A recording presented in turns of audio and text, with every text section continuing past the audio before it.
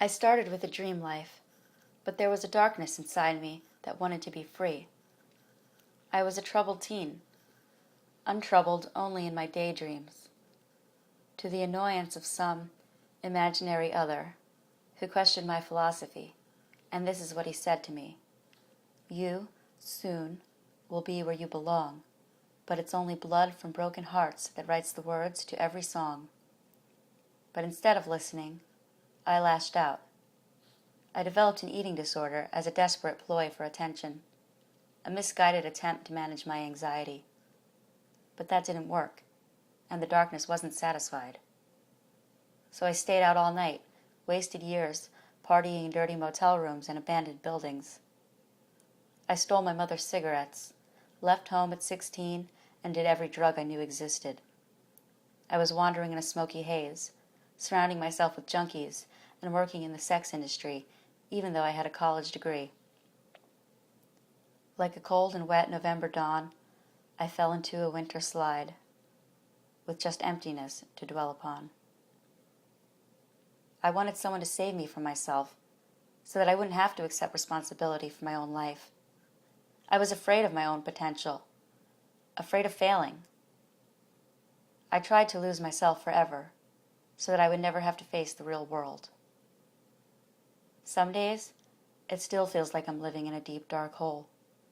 And sometimes, I still just want to stay in it forever, because the world gets me dizzy again, when you'd think after 26 years, I'd be used to the spin. And sometimes, I still go out to see the dark side, to remind myself of a lifestyle I left behind and why I want to be better. Still, I'd be lying if I said it would be easy. But if it takes shit to make bliss, then I feel pretty blissfully. Though I must still fight the dark beast for my survival.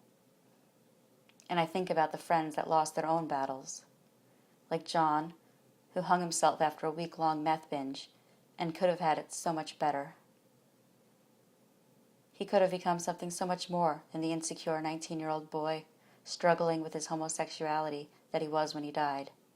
And now, he is just a shadow of a memory of the best friend that I had when I was 14 years old. There is no glamour in dying young, just broken hearts, stereotypes, cliches, and statistics.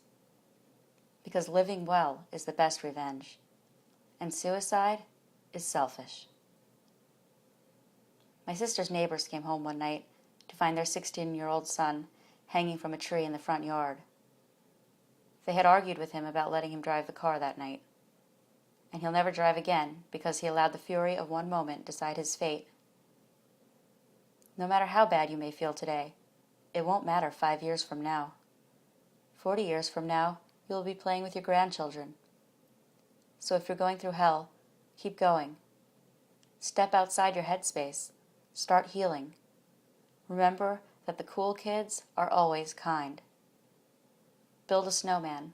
See the sunrise. Meditate on a mountaintop.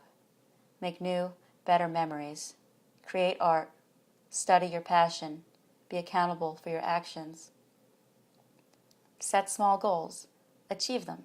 And then set bigger ones. Be grateful. Because the only thing standing between you and your dreams is you and the footsteps you choose.